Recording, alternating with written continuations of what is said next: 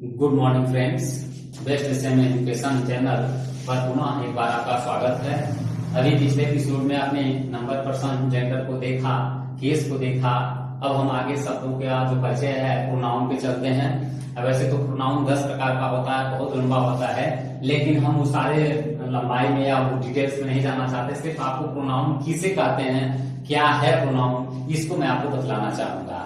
तो आप देख रहे हैं प्रोनाउन का लिखा हुआ है सर्वनाम। सर्वनाम का मतलब होता है सबका नाम, सबका नाम। नाउन का मतलब होता है एक आदमी का नाम। मोहन एक आदमी है, राम एक आदमी है, लेकिन सर्वनाम माने एक ही नाम से सबका नाम हो जाता है। मतलब हम नाम एक लेंगे, लेकिन वो आपका भी होगा, मेरा भी होगा, इनका उनका सबका होगा। जैसे अब इसमें आप देखते हैं कि आई लिखा हुआ है, वी लिखा हुआ है, तो आई मान होता है मैं अपने को भी मैं कहता हूं। आप जब बोलेंगे तो आप भी मैं बोलेंगे, कोई और बोलेगा तो अभी अपने को मैं बोलेगा। वह शब्द लेना ही, तो पुरुष के लिए ही हम ही यूज करते हैं, आपके लिए भी वह ही यूज हो जाएगा, किसी और व्यक्ति के लिए भी ही यूज हो जाएगा, सी किसी स्त्री के लिए यूज हो जाएगा। तो सर्वनाम का मतलब होता है सबका नाम, जैसे तुम, मैं, वह, डाटा। ऐसे ही कई शब्द ऐसे होते हैं जो प्रोनाउन का काम करते हैं। अब प्रोनाउन वैसे तो होते हैं 10 प्रकार के, लेकिन 10 को हम नहीं समझेंगे। जो सबसे इंपॉर्टेंट है, सबसे जरूरी है, वह है आपका पर्सनल प्रोनाउन, व्यक्तिवाचक सर्वनाम, या इसको पुरुषवाचक सर्वनाम भी कहते हैं। ये यहाँ पुरुष से मतलब किससे है, पर्सन से है। पुरुष का मतलब केवल पुरुष नहीं, स्त्री भी होगा, ये जान लीजिएगा। उसका पुरुष से मतलब पर्सन से है। पर्सन माने व्यक्ति। तो व्यक्ति दुनिया में कितने होते हैं आपसे पूछा जाए तो आप सोच करेंगे दुनिया में तो बहुत सारे आदमी हैं, बहुत सारे व्यक्ति हैं, और वैसे विश्व की आबादी 7-8 अरब के पास है, लेकिन नहीं, दुनिया में सिर्फ 3 ही लोग हैं। पूरी दुनिया में सिर्फ 3 लोग हैं जिन्हें 3 पर्सन के नाम से हम जानते हैं। First person, second person, third person. First person कौन होता है दुनिया में, कहने वाला, जो बोलने का काम करता है वही फर्स्ट पर्सन होता है। जो भी बोलेगा दुनिया का व्यक्ति वह फर्स्ट पर्सन कहलाएगा। दूसरा सेकेंड पर्सन, सेकेंड पर्सन सुनने वाला, जो सुनने का काम करेगा वह सेकेंड पर्सन होगा। कोई भी व्यक्ति जो सुनने का काम करता है या किसी सेंटेंस में सुनने की जगह पे प्रयोग आता है तो वह सुनने वाला सेकेंड पर्सन होगा। और थर्ड पर्सन, पहला और दूसरा मिल करके जिसकी भी वो चर्चा करते हैं, जिससे भी वो बातें करते हैं, वह व्यक्ति ही थर्ड पर्सन होता है। तो अब आप फर्स्ट पर्सन माने कहने वाला, सेकेंड पर्सन माने सुनने वाला, थर्ड पर्सन माने जिसके बारे में कहा सुना जाए। अब आप जान लीजिए कि अंग्रेजी भाषा में जो 3 पर्सन है, उसमें जो पहला पर्सन है, इसमें सिर्फ 2 होते हैं। फर्स्ट पर्सन केवल 2 है, आई और वी। इसके अलावा कोई दूसरा फर्स्ट पर्सन नहीं है। इसलिए कभी आपको first person, second person, third person कहा जाए तो कंफ्यूज मत होइएगा, क्योंकि जब एक्टिव पेसिव पढ़ेंगे या नरेशन पढ़ेंगे तो तुरंत आएगा इनके पर्सन के अनुसार इसको इसका पर्सन ऐसे चेंज हो जाता है। आप कंफ्यूज जाते हैं, फर्स्ट पर्सन क्या है, सेकेंड पर्सन क्या है, थर्ड पर्सन है। बिल्कुल कंफ्यूज होने की जरूरत नहीं है। क्यों? क्लियर है कि फर्स्ट पर्सन सिर्फ 2 होते हैं, आई और वी। सेकेंड पर्सन सिर्फ एक ही होता है, यू। दाऊद था लेकिन अब है नहीं, इसलिए सिर्फ यू ही है जो सेकेंड पर्सन है। और थर्ड पर्सन में सिर्फ 4 है, ही, सी, इट, दे।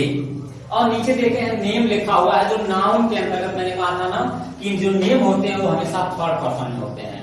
जैसे मैं बोल रहा हूं, मैंने कहा राजू पढ़ने नहीं आता है, जिसका मतलब राजू कोई लड़का है। जब नाम हमने रख दिया तो उसके बारे में हमने बात किया, इसलिए वो क्या हो जाएगा, थर्ड पर्सन हो जाएगा। तो इस प्रकार आप देखते हैं फर्स्ट पर्सन माने आई और वी, यही फर्स्ट पर्सन है, सेकेंड पर्सन ये है और थर्ड पर्सन ये है। नेम भी थर्ड पर्सन के अंतर्गत आता है। तो अब 3 पर्सन तो आपको क्लियर हो गया होगा कि आई और वी फर्स्ट पर्सन कहलाते हैं, यू सेकेंड पर्सन कहलाता है, और ही, सी, इट और दे थर्ड पर्सन कहलाते हैं। अब पर्सनल प्रोनाउन के अंतर्गत हम इन तीनों के प्रयोग को जानेंगे। जब भी बात आती है तो हमने भी आपको पिछले एपिसोड में केस के बारे में बतलाया था, nominative case, objective case, possessive case.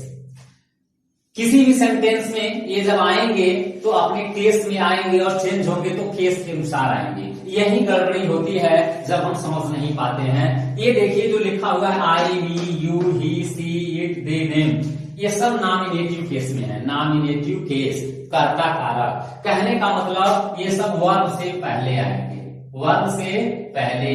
और इसके बाद मी है, अस है, यू है, हिम है, हर है, इट है, देम है, ये वर्ब के बाद आएंगे। यानी कभी भी कोई सेंटेंस लिखिएगा आप, जैसे आता है reorder the sentence words, make it senseful sentence, मतलब एक कई शब्द इधर उधर दिए रहते हैं, उनको मिला करके एक वाक्य बनाना होता है। तो उस वाक्य बनाते समय आपको ध्यान देना होगा कि हम किसको कहाँ रखें। तो जो नॉमिनेटिव केस होता है वह वर्ब से पहले आता है, हेल्पिंग वर्ब हो चाहे मेन वर्ब हो। और मी है, अस है, यू है, हिम है, हर है, ये ऑब्जेक्टिव केस होता है जो वर्ब के बाद आता है। और ये जो पॉजेसिव केस है यह शुरू में भी आ सकता है, बाद में भी आ सकता है, लेकिन इसकी शर्त है कि इसके साथ नाउन जरूर होगा। My brother, my sister, your father, her father, their brothers, their team, यानी कोई कोई father, mother, brother, sister, book, pen, किताब, कोई नाउन जरूर आएगा, केवल ये नहीं आ सकता। इस प्रकार आपने देखा कि पर्सन 3 होते हैं, फर्स्ट, सेकेंड, थर्ड, और तीनों के 3 केस होते हैं, nominative case, objective case, possessive case. Nominative case मैं, इसका ऑब्जेक्टिव केस मी, मुझे, और पॉजेसिव केस मेरा, अधिकार बता रहा है, संबंध बता रहा है। वी माने हम, नॉमिनेटिव केस, हमें, ऑब्जेक्टिव केस, और माने हमारा, पॉजेसिव केस। यू माने तुम, नॉमिनेटिव केस, यू माने तुम्हें, ऑब्जेक्टिव केस, योर या योर्स माने तुम्हारा, ये पॉजेसिव केस। ही माने वह, ये नॉमिनेटिव केस है, ही का ऑब्जेक्टिव केस हिम, इसका पॉजेसिव केस उसका, उसकी, उसके के लिए हिज आता है। वैसे ही स्त्रीलिंग में सी आता है, सी का होता है हर, ऑब्जेक्टिव केस मतलब उसे, और हर माने उसका, हर्ष माने उसका, उसी से उसका, उसकी, उसके के लिए। इट माने यह, इसका ऑब्जेक्टिव केस भी इट होता है, लेकिन इसका हिंदी में अर्थ होगा इसे, और इट्स का मतलब होता है इसका, यानी पॉजेसिव केस में। दे का ऑब्जेक्टिव केस देम, और पॉजेसिव केस देयर होता है। इस चार्ट को बिल्कुल याद रखेंगे आप, क्योंकि जब पर्सन चेंज करना होगा एक्टिव पैसिव में या नरेशन में, तो इस चार्ट की अत्यंत आवश्यकता होगी। और आपको यह चीज दिमाग में बिल्कुल रखना होगा कि कैसे ये लिखे गए हैं। बहुत आसान है, 1 2 3, first person, second person, third person, 3 के अंदर खाली ही, सीट और दे आते हैं। जो अब इसमें एक चीज और देखना है कि नंबर क्या है। तो आई को देखिए हम सिंगुलर भी मानते हैं, प्लूरल भी मानते हैं। वैसे है तो ये प्लूरल भी, कहीं कहीं पर एक जगह पर उसको सिंगुलर आई के साथ वाज जब लगाते हैं तो सिंगुलर मान लेते हैं। वी क्या है, प्लूरल है। यू क्या है, प्लूरल है। ही से ईट, ये जो 3 होते हैं, ये 3 यही केवल सिंगुलर होते हैं, यानी एक वचन में प्रयोग किए जाते हैं। एक वचन के साथ ये जब टेंसेस पढ़ेंगे आप, प्रोनाउंसिएशन बनाएंगे, तो ये तीनों एक वचन में आएंगे, और ये बहुवचन में आएगा हमेशा, ही कभी एक वचन में नहीं हो सकता। तो इस प्रकार आपने प्रोनाउन को देखा, पर्सनल प्रोनाउन। अब इसको एग्जाम्पल के माध्यम से मैं आपको समझाने का प्रयास करता हूँ, ध्यान देंगे, ज्यादा नहीं, 2 एग्जाम्पल देंगे। जैसे I gave him a book. अब देखिए ये शुरू में है, कर्ता की जगह पे है, तो नॉमिनेटिव केस में है, कर्ता कारक में है। ये वर्ब है, वर्ब के बाद है, तो ये ऑब्जेक्ट की जगह पे है, ऑब्जेक्टिव केस में है। और ये बुक जो है कॉमन नाउन है। इस प्रकार हम देखा आई, और ये देखा हिम। अब आई देखिए नॉमिनेटिव केस में है, हिम देखिए यहाँ कहीं दिख रहा है नहीं, ऑब्जेक्टिव केस में देखिए यहाँ हिम दिख रहा है। इसी को हम चेंज कर दें तो ही देखिए नॉमिनेटिव केस हो जाएगा, he gave me a book. अब देखिए ही नॉमिनेटिव केस में आ गया, लेकिन मी कहाँ गया, मी ऑब्जेक्टिव केस में चला गया। यानी कभी भी वर्ब से पहले नॉमिनेटिव केस, वर्ब के बाद ऑब्जेक्टिव केस। पॉजेसिव केस क्या होता है, वो शुरू में my father teach me, teach my father teaches मी।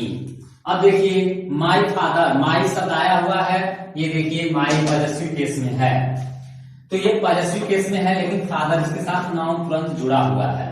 और यहाँ भी देखिए ऑब्जेक्टिव केस में आया हुआ है, ये वर्ब का काम कर रहा है। ऐसे ही टोल्ड हिज ब्रदर। अब देखिए he told his brother something dot dot dot. अब क्या कहा उसने, उसको छोड़िए, आपको ले जानिए कि ही नॉमिनेटिव केस में है और हिज ब्रदर वर्ब के बाद ऑब्जेक्टिव केस में आया हुआ है, तो इसके साथ भी नाउन आया हुआ है। यानी नॉमिनेटिव केस, ऑब्जेक्टिव केस, और जब इनके साथ नाउन लग गया तो ऑब्जेक्टिव होकर के पॉजिटिव केस। हिज ब्रदर क्या होगा, उसका भाई, उसका भाई। तो इसका के रारे फिर नियम आ गया, तो इसका क्या होगा, पॉजिटिव केस।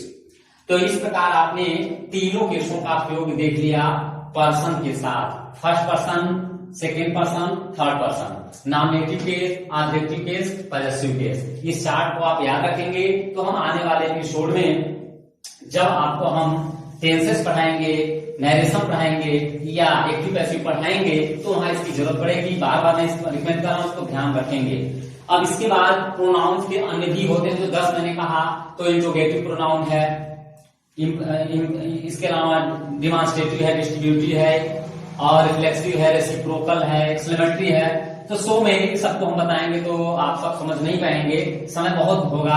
हमें आगे बढ़ने के लिए केवल इसके प्रोनाउन की परिभाषा, यानी जिस शब्द से हम सबका जानकारी लेते हैं, या नाउन के बदले में, संज्ञा के बदले में जो प्रयोग किए जाते हैं उन्हें ही हम सर्वनाम कहते हैं। संज्ञा के बदले मतलब आई के बदले कोई मोहन सुहान, ही के बदले राजू गीता गीता या लड़की लड़कियां कुछ आएंगे। सर्वनाम माने सबका नाम, और संज्ञा के बदले में जो प्रयोग किए जाते हैं, place of the noun use that is called pronoun. तो इस प्रकार हमने प्रोनाउन की एक शॉर्ट जानकारी आपको दी। अब इसके बाद हम लोग चलते हैं नाउन प्रोनाउन के बाद एडजेक्टिव पर।